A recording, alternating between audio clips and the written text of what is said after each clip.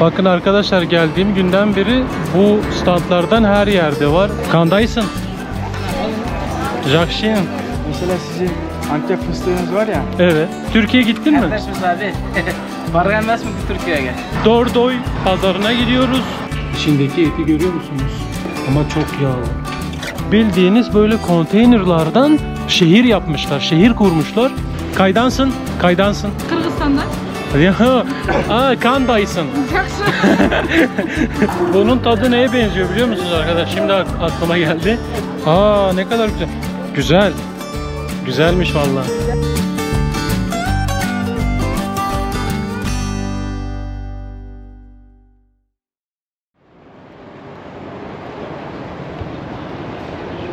Selamlar arkadaşlar. Kırgızistan'ın başkenti Bişkek'ten herkese selamlar, sevgiler. Nasılsınız? Umarım keyifler yerindedir. Beni bu videoda birazcık durgun, yorgun, enerjisiz görebilirsiniz. Bir önceki videoyu izleyenler bilirler. İlk defa gittiğim bir ülkede ilk günde zehirlendim. Geldiğimde zehirlendim ilk videoda. Hiçbir şey yememiştim. İlk yemekte zehirlenir mi bir insan ya? İlk yemekle zehirlendim ben. Samsa dedikleri buranın meşhur kahvaltısı, yani kahvaltıda tüketilen bir börek tarzı bir şey. Tavuklu olanı yedim, 2 tane yedim ve zehirlendim maalesef. Daha da kendime gelemedim. Karnım hala ağrıyor. Zehirlendikten sonra bir şey de yemedim. Ağır yemek yemedim. Sadece hafif şeyler yedim. Bolca su içiyorum. Ayran içtim. Kendime gelmeye çalışıyorum. Dün çok dinlendim, yani bayağı dinlendim. 2 gün boyunca uyudum kendime gelmek için. Şimdi bu videoda sizlere Kırgızistan Bişkek'teki en eski ve en büyük pazarını göstermek istiyorum. Oş pazarı dedikleri bir yermiş. Yerel halkı orada göreceğiz. Kültürü orada göreceğiz. Ben de orayı çok merak ediyorum. Oraya gidip sizlere orayı göstermek istiyorum ve kendim de görmek istiyorum. Bu arada benim kaldığım hostel, ilk videoda kaldığım hostelden hemen ayrıldım. Çünkü ilk gecede, ilk günde zehirlendim ve kötü oldum ya. Orada da zaten hostel çok hoşuma gitmemişti. Mecburiyetten kaldım bir gece. O gece de doğru düzgün uyuyamadım. Hem yatak çok kötüydü, hem de iyi gelmedi bana, enerjisi tutmadı herhalde. Kabus gördüm sürekli. Yani çok kötü hissediyordum orada. Uyurken uyuyamıyordum, ne bileyim. Zaten çok karışık bir yer. Yatak berbat, yatak rahatsız ediciydi vesaire vesaire. Ben de ikinci günde öğlen oradan ayrıldım. Farklı bir hostele geldim. Bu kaldığım hostel gecelik 350 lira. Benim bir önceki kaldığım hostel gecelik 220 liraydı. Yani 110 lira fazla ödeyerek, hatta 130 lira fazla ödeyerek iyi bir hostele geldiğimi düşünüyorum. Bu hostelde gayet kendimi iyi hissediyorum burada. Enerjisi iyi, kliması var, serin, yataklar düzgün, güzel, hostel temiz. Ranzaları saymadım ama baya fazla, 10'dan fazla ranza var. Herhalde bir 10 tane var, 10 taneden daha fazla olabilir. Ben alt ranzada kalıyorum. Serin, 7/24 saat kliması açık. Geldiğimden beri klimayı kapatmadılar. Mutfağı var, mutfak gayet güzel. Orada yemek yapabiliyorsunuz. Dışarıdan bir şeyler getirip orada pişirip yemeğinizi yiyebiliyorsunuz. Koridoru var böyle. Resepsiyonda bir kişi kalıyor. Dolaplar var. Gördüğünüz dolaplar. Sağda solda eşyalarınızı koyabileceğiniz dolaplar. Tuvalet 3 tane.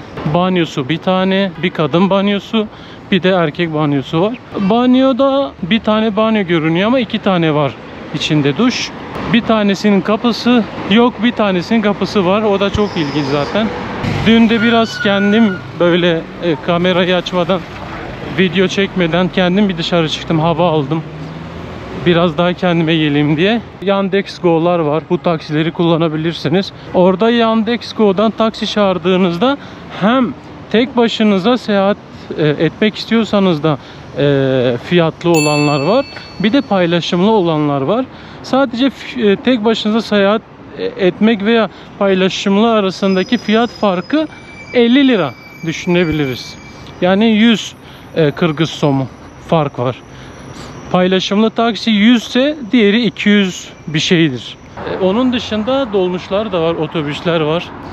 Otobüsler sürekli geçiyorlar. Otobüslerin güzergahları da Yandex.Go'da görünüyor. Orada toplu taşıma kullanmak istediğinizde size hangisine binmeniz gerektiğini orada yazıyor olacak. Oraya tıklıyorsunuz. Güzergahına bakıyorsunuz. Durağı da gösteriyor. Durağa gidip bekliyorsunuz. O numaralı otobüs geldiğinde binip gitmek istediğiniz lokasyona gidiyorsunuz. Bakın arkadaşlar, geldiğim günden beri bu standlardan her yerde var. Her sokağın, caddenin başında bunlardan görebilirsiniz. Burada böyle doğal şeylerle fermente edilmiş doğal içecekler. Kırgız'a ait bir içecek. Yaz aylarında tüketilen bir içecek. Bunun adının ne olduğunu bilmiyorum ama ben dün tadına bakmıştım. Tadı ayrana benziyor. Şöyle gazlı yoğurt tadı var. Ayran tadı var ama gazlı. Yoğurt, ayran gibi. Ayran ya bak. Şoro. Ha. Şoro diyorlarmış buna. YouTube. YouTube aynen. YouTube için. Video çekiyorum gezmek için. Aynen. Evet. Seyahat. Televizyonda var. Ah, telefonda. YouTube uygulama. Telefonda, evet. Videolar kilitler mi göremiyorum? Evet, evet. Bu göreceksiniz kendinizi. Atınız kim? Adı mı Ümit Ay? Atınız? Ümit Ay. Ümit Ay. Az önce gireceğiz Hı mi? hı. Orada göreceksiniz kendinizi orada. Evet. Şöyle fermente edilmiş içecekler, doğal içecekler bunlar arkadaşlar. Tahıllı olan var, ekşili olan var. Yoğurtla, ayranla böyle karışım yapanlar var. Bu yaz aylarında serinletici bir içecekmiş. Yaz aylarında böyle kuruluyor. Bunları böyle halk içiyor ve halkın sevdiği bir içecek. Küçüğü 14 liraya, 10 liraya tekabül ediyor. Şöyle ikiye bölebiliriz fiyatları. Şu anda Bişkek pazarındayız arkadaşlar. Hava güneşli, sıcak. Şu anda saat 11.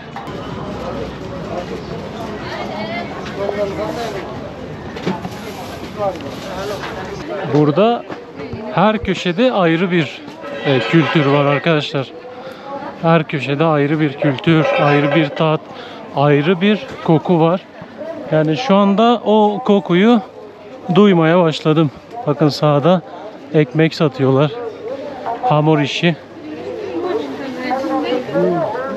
Bakalım, çok ilginç şeyler göreceğiz gibi geliyor bana. Sucuklar var burada böyle. Amca burada bir şeyler çalıyor.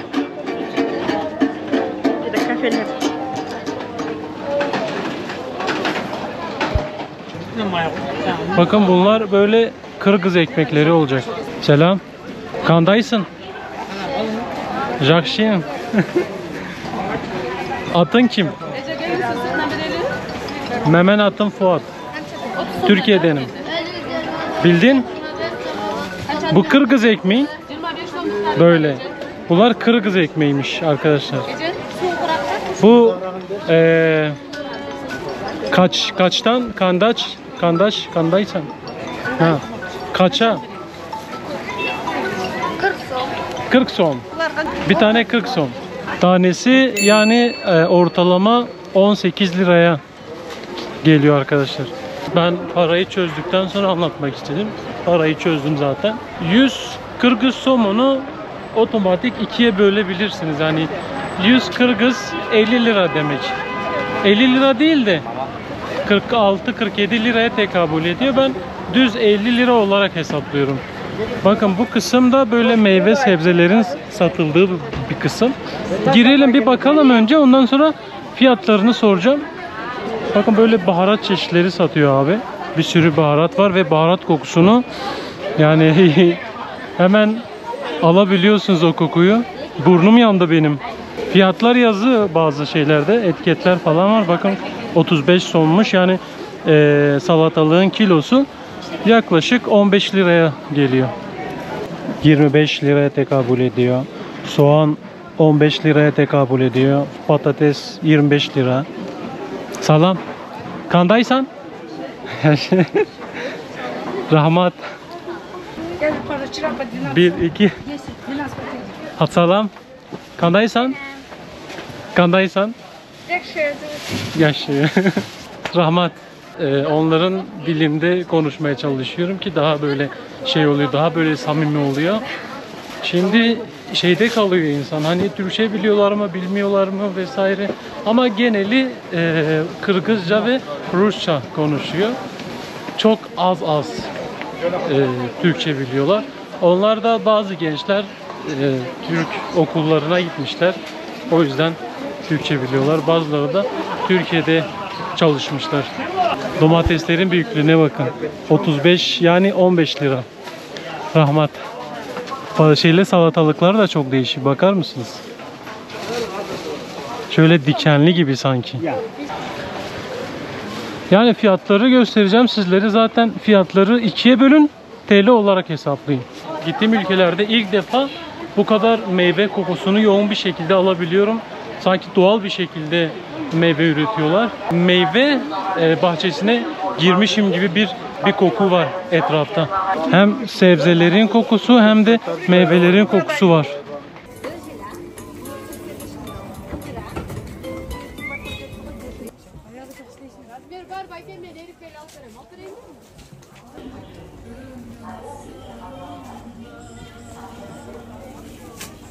Şimdi de kuru yemiş bölümüne geldim. Burada full kuru yemiş satıyorlar. Hem kuru yemiş bölümü var. Şu tarafta böyle sebze meyve bölümü var. Diğer tarafta kasap bölümü var. Böyle her pazarda olduğu gibi burada da aynı şekilde bölüm bölüm ayırmışlar. Nereden geldin abi? Türkiye'den. Salam. Aleykümselam. Kandaysın. Жақсы. Yaxşı. Özün qanday? Yaxşı. Kardeşim. Atınız kim? Elaman. Elaman. Nereden geldin? Benim adım Fuat. Türkiye'den.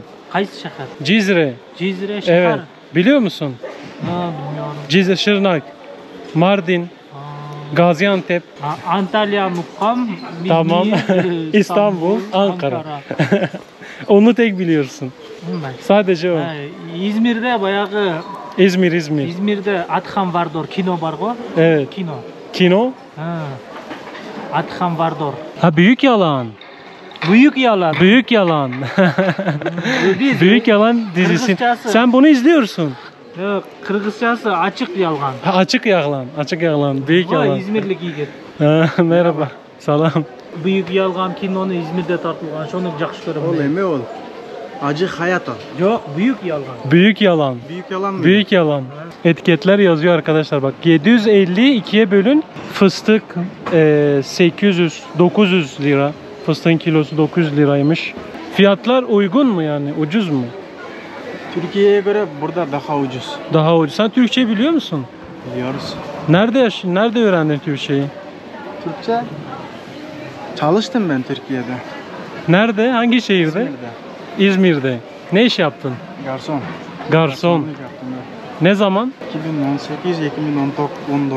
2018-2019. 2018-2019. 6 sene önce.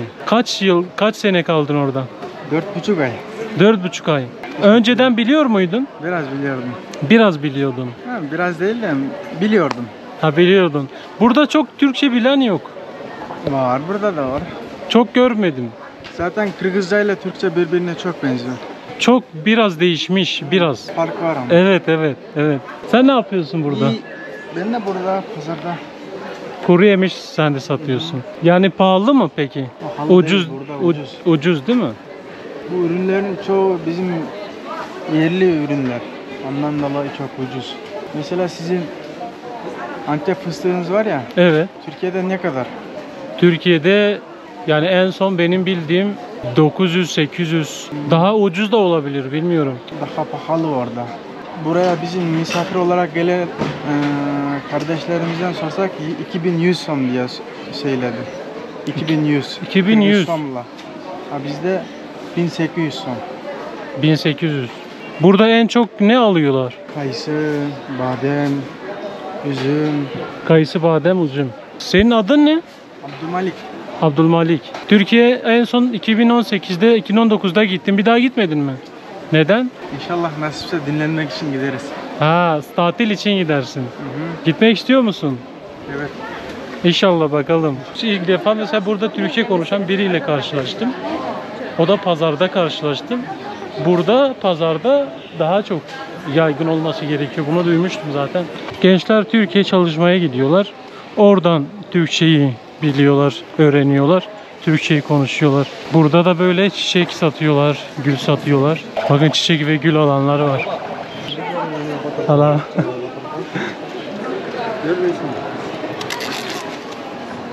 İnce ince kesiyor. Seviyorlar kamerayı da. Seviyorlar, selam veriyorlar. Görünmek istiyorlar ama kamerayı gösterdiğinde utanıyorlar sonradan. O da çok değişik. Kasap bölümüne geldik ama çok böyle kasap da görmedim. Şöyle bir tane kasap var. Şurada da 2 tane. Açıkçası kilosunu falan merak ettim böyle. Salam. Etin kilosu kaça? Türkçe biliyor musun? Türkçe. Ne? 620. 620. Ha, 620 son. Yani arkadaşlar 300 liraya tekabül ediyor kilosunu. Bu koyun. Uydun eti. Ha, inek, sığır eti. İnek eti kilosu 300 liraymış. Bakın böyle. Hep inek etiymiş. Yani 300 lira bence çok ucuz. Hep merak ediyorum onu gittiğim ülkelerde, özellikle etin kilosunu çok merak ediyorum. At etini de çok merak ediyorum. At etini yemek istiyorum açıkçası arkadaşlar. Denemek istiyorum. Hava çok sıcak. Yani inanılmaz bir sıcaklık var. Sıcağa ısık diyorlar. Isık arkadaşlar. Isık sıcak demek. Bakın kavun karpuz var. Kavun 25 lira. Şöyle karpuz var.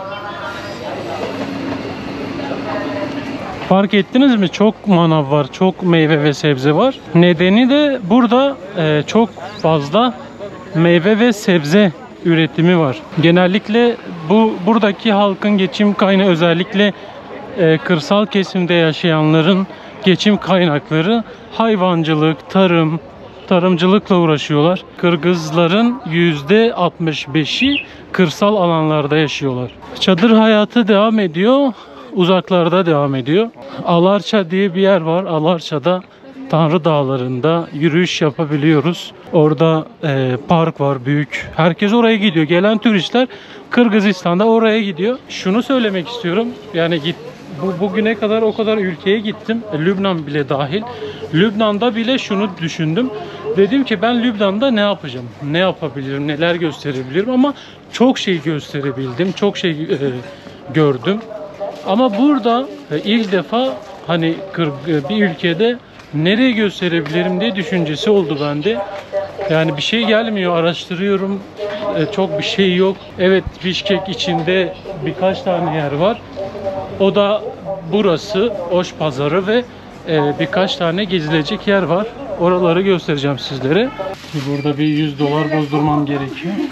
Havalimanında 100 doları 86'dan bozdurmuştum ama çarşıda burada ekranda 87 yazıyor. Havalimanında 86 yazıyor. Merhaba. Salam. Kandaysın?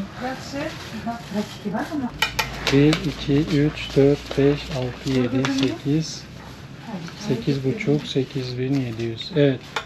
Yani 87 yazıyor arkadaşlar. 87 aslında 8700 veriyor sizlere. 87.000 vermiyor. Ben havalimanındayken 87.000 bekliyordum ama bir sıfır çıkartıyorlar. 8700 oluyor.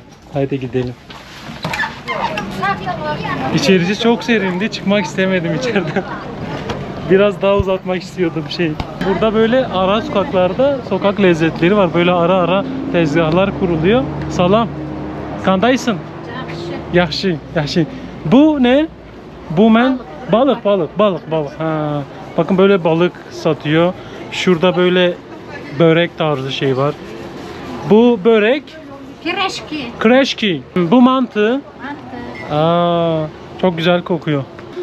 Burada bakın böyle şeyler var. Salam. Bakın bu büyük ihtimalle sucuklu olacak. Böyle ekmek. Bunun atı Beleş? Beleş. Kırgızca herhalde. Beleş. Kahvaltı yapmadım. Bir şeyler yemek istiyorum açıkçası ama bilemiyorum. Kararsızım. Kandaysan? Yaxshi abi. Yaxshi abi. Abi bu kebap mı? Bu kuskovoy şaşlık. Kırgız kebabı. kebap da.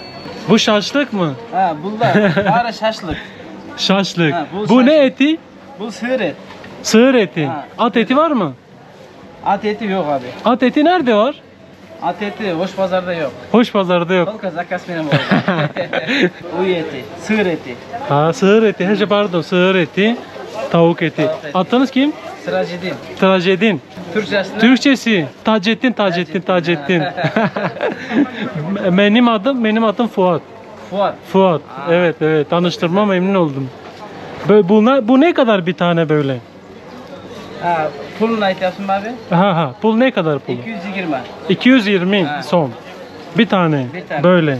Bir tane. Nasıl, güzel mi bu? Çok güzel abi. Valla.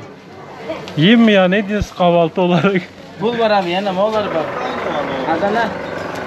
Ha, Adana. şaşlık ha, o şaşlık. Ha. Hamması şaşlık. Hamması O şaşlık. eti, he. Şaşlık Adana, şaşlık orama. Şaşlık kuskovoy. Ha. Bir tane yemek istiyorum. Ha, oldu. Evet. Bakayım, tadını merak ettim vallahi. Kahvaltı. Hı -hı.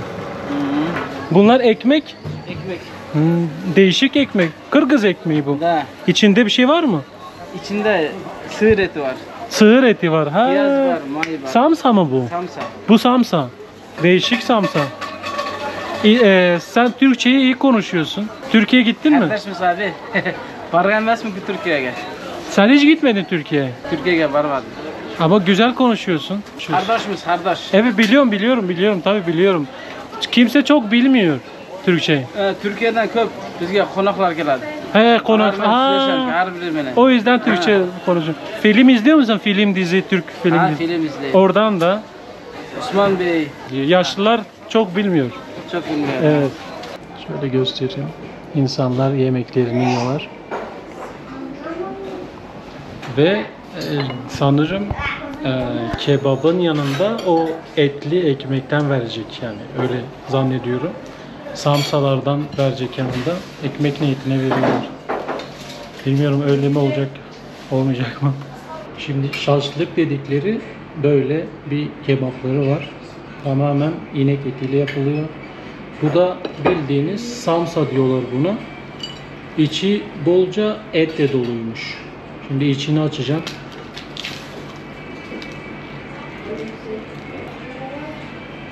İçindeki eti görüyor musunuz? Ama çok yağlı.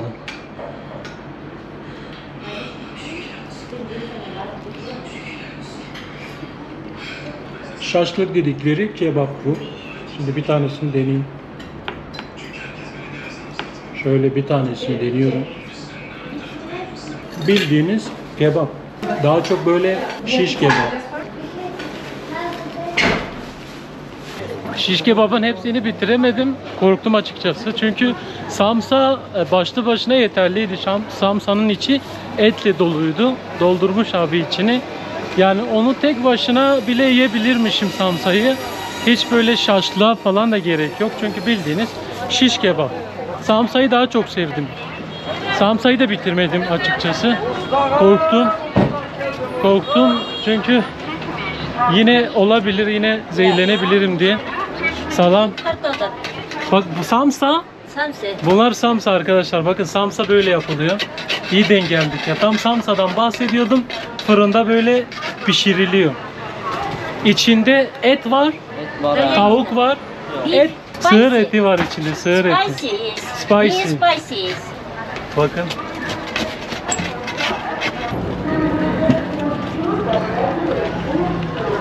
Şöyle bir içeceği deneyeceğim. Ben bunu denemiştim zaten, ayrana benziyor ortadaki.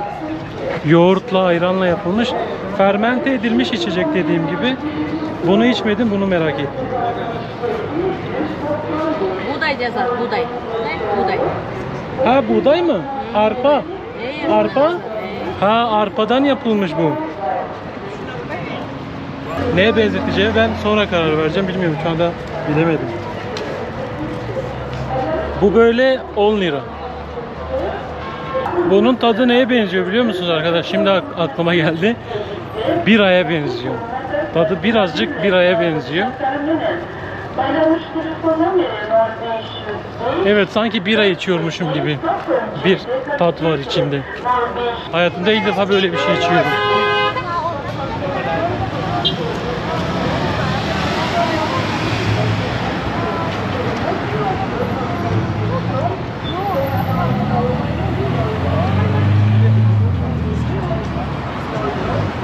Arkadaşlar şimdi bir mağazaya geldim. Şapka alayım dedim. Hava çok sıcak. Saçım da zaten dağınık. Saçı uzatmaya çalışıyorum. Şapkayla şöyle kapatmayı düşünüyorum. Şunu beğendim ya, nasıl? Çok şapka var. Ama aralarında bunu beğendim. Böyle. Bakın şöyle şapkalar var. Şapkaların tanesi 500 liraya tekabül ediyor. Yani 1000 son. Ben bunu şey yaptım, denedim. Hoşuma gitmedi ya. Çok böyle büyük duruyor. Bu renk olmaz zaten. Diğerleri hiç olmaz. Şunu denedim. Sadece ikisini denedim. Şöyle gene deneyeyim, size de göstermek istiyorum. Bu böyle duruyor. Şöyle. Bakın bu da böyle duruyor. Şöyle duruyor. Şöyle tersten düzgün taktığımda da böyle duruyor. Çok güzel durmadı sanki ya. Kışın da bunu giyebilirim. Mesela bunu takabilirim kışın. Zaten hem yazlık hem kışlık gibi görünüyor. Şöyle delikler var. Bu tamamen yazlık. Ablaya soracağım. Vallahi ben kararsız kaldım. Bu mu bu mu? Bu değil mi? Şöyle.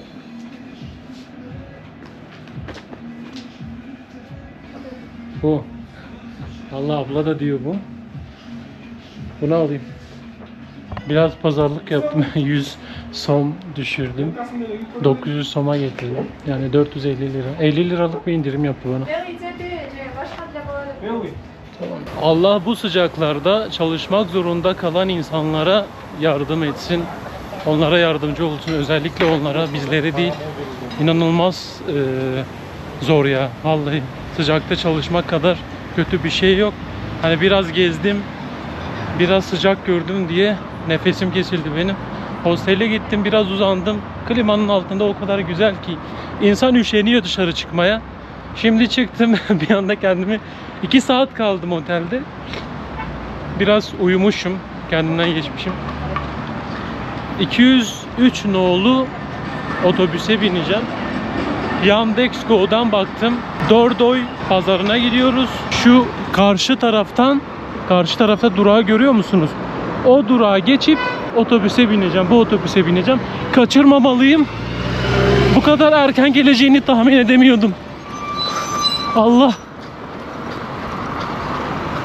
Normalde programda şu anda 10 dakikası var. Çok erken geldi ya. Çok erken geldi. Salam. Kança Dordoy. 20. Dordoy pazar. 20? 20. Sağ ol. Vallahi iyi yetiştim ya. Numarasına bakmasaydım kaçıracaktım aracı. 20 verdim, yani 10 lira. 10 liraya yaklaşık 9 kilometre yol gideceğiz. Bayağı uzakmış. Taksiye baktım. Taksi 100 liraya götürüyordu. 90 lira kârdayım.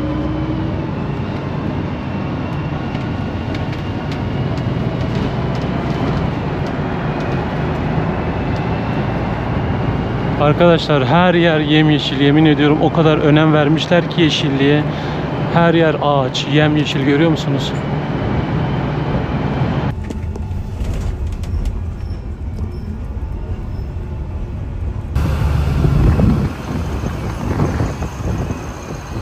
Şu otobüsle geldim. Bakın burası son durak. Otobüs sizi buraya kadar getiriyor. 203, 226 nolu otobüs. Diğeri şu an kapalı görünmüyor ama dediğim gibi Yandex.Go'dan güzergahlarına bakabilirsiniz. Bir de halka da sorarak da gelebilirsiniz. Ben mesela çocuğa sormasaydım ta geride inecektim. Oradan yürüyerek geçecektim. Buraya geldiğini bilmiyordum. Bildiğiniz böyle konteynerlardan şehir yapmışlar, şehir kurmuşlar. Labirent gibi olduğunu düşünüyorum. Daha yeni girdik. Bakalım bu pazarda bu labirente kaybolacak mıyız? Ben açıkçası burada kaybolmak istiyorum. Çünkü dışarısı çok sıcak. Burası çok serin.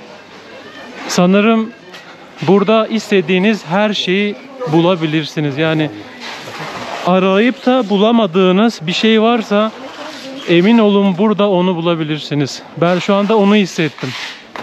Kozmetik ürünlere kadar var. Her şey var burada. Elbiseler benim bildiğim kadarıyla burada. Elbiseler, elektronik eşyalar. Salam.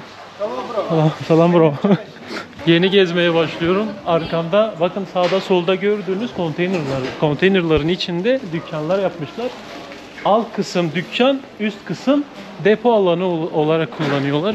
Ve o kadar sessiz ki şu anda tek benim sesim çıkıyor. Biraz utandım açıkçası. Herkes bana bakıyor. Her şey varmış. Yani elektronik eşyalardan tutun. Özellikle Çin malı elektronik eşyalardan tutun. Kıyafetleri, giyim, kuşam, alet, edevat, her şeyi bulabileceğiniz hem de ucuza bulabileceğiniz bir yer. Perakende satışı olarak, yani toptan satışıymış. Burada toptan olarak satıyorlar. Bazı iş yerleri yani mesela ondan aşağı satmıyorlar. Toptan satıyorlar. Bazıları tek tek de satıyorlar. Dükkandan dükkana değişiyor bu. Bu pazara gelmek çok kolay açıkçası arkadaşlar. Hani isteseniz taksiyle de gelebilirsiniz. İsterseniz otobüsle gelirsiniz buraya. Bişkek merkezden her türlü buraya gelebilirsiniz. Ulaşım çok kolay. Dediğim gibi Yandex.Go'dan bakarak taksi de kullanabilirsiniz. Otobüs de aynı şekilde ve halka da sorarak da buraya gelebilirsiniz. Farklı dolmuş ve otobüsler de buraya geliyor. Birden hani tek başına değilseniz, eğer 2 kişiyseniz, 3 kişiyseniz otobüsle uğraşmayalım, taksiyle gidelim derseniz de dediğim gibi 100 liralık bir ödeme yaparak buraya kolaylıkla gelebilirsiniz. Buradan da kolaylıkla da gidebilirsiniz. Yani şimdi elektronik eşyaların satıldığı bölüm hangi tarafta bilmiyorum. Kıyafetler hangi tarafta bilmiyorum. Yani burada saatlerinizi vermeniz gerekiyor onları bulmanız için, veya elektronik eşyalar için geldiyseniz sorarsınız elektronik kayda, yani nerede diye, elektronik eşyaların satıldığı bölümü size gösterirler. Arkadaşlar buradan bir geçerken mojito fark ettim böyle. Kaydansın? Kaydansın? Kırgızistan'dan. Ya, kandaysın. Жақсы. Arkadaşlar ben nerelisin diye soruyorum. Nasılsın demek istedim de kandaysın oluyor. Tamam. Kandaysın. Jakşımın. Ne? Jakşımın, evet. Mojito. Mojito küçük. Bir tane. 20 som. Aha, küçük. 20 som. Evet. Bakalım tadı nasıl, çok merak ettim. Ben mojito seviyorum arkadaşlar bu arada. Böyle limonlu, naneli olunca çok güzel gidiyor. Özellikle yaz aylarında daha güzel gidiyor. Yemyeşil. Hulk'a dönüşeceğim bunun içince. Ama biraz sıcakmış ya. Abla ısık. Isık. Isıdı. Dedi, diyor ki bu saate kadar ısık olur tabii ki, sıcak olur. Ama soğuk olursa içilebilir. Çok güzelmiş tadı. Zaten bunları sizlere anlattım arkadaşlar. Bunlar baya değişik. Kımız var mı? Kımız yok. Ha. Kımızı denemek istiyorum. Kımız merak ediyorum ben. Kımız içmek istiyorum. Kımız? Nerede? Kayda kımız. Çok bareli neme pazarın içinde de. Pazar içinde. Burada? Aa. Bakın burada da şöyle anlatayım sizlere. İnsanlar telefonla da ödeme yapabiliyorlar bu arada. Nakit ödemeden direkt okutuyorlar bunu, ödeme yapıyorlar. Çok rahat bir şekilde yapıyorlar ödemelerini. Ve de sizlere hazır parayı çıkarmışken rahmat. Aşk olsun. Rahmat. Ne olsun? Aşk olsun. Aşk. Aşk olsun. Aşk olsun. Afiyet olsun yani. Aşk olsun, afiyet olsun demekmiş. Aşk olsun. Rahmat. Size böyle Kırgız somunu göstermek istiyorum. Şu binlikleri göstermeme gerek yok. Şöyle binliği göstereyim. Bu Kırgız binliği. Şöyle. Sanırım en büyük parası 5000 olacak. Bu binlik böyle. Göstereyim. Bu 100'lük. Şöyle. Bu 50 lira. Bunu 50 lira olarak düşünebilirsiniz arkadaşlar. Bu da 25 liraya tekabül ediyor. Şöyle. Şöyle. Bu da 500'lük. 500'lüğü göstereyim. Burada bir tane amcamız var. Hani kim ne olduğunu bilmiyorum. Büyük liderleri olması gerekiyor. Eski büyük liderleri. Yeni boyanmış gibi. Boya kokusunu alıyorum buradan. Akşamüstü geldim buraya. Hani o kadar sıcaktı ki hava arkadaşlar. Gelemedim. Yani bir de gerçi öyle bir uyku bastı ki. Tatlı bir uyku basar ya öğle vakti. O uykudaydım ben. İlk defa gündüz, yani ilk defa değil de çok nadir uyurum gündüzleri. Yani gündüzleri de uyumayı sevmem genelde ama öyle bir yorgunluk vardı ki üzerimde. Uykusuzluk vardı. Hemen uyumuşum.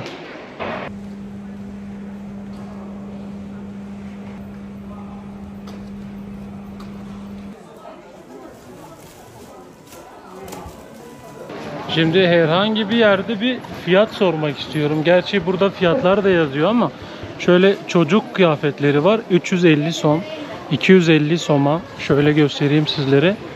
Bu böyle 250 som. Yani 125 liraya tekabül ediyor arkadaşlar. Bakın böyle çocuklar için şortlar var. Küçük küçük 250 som. Bakın her yerde şu QR kodları koyuyorlar.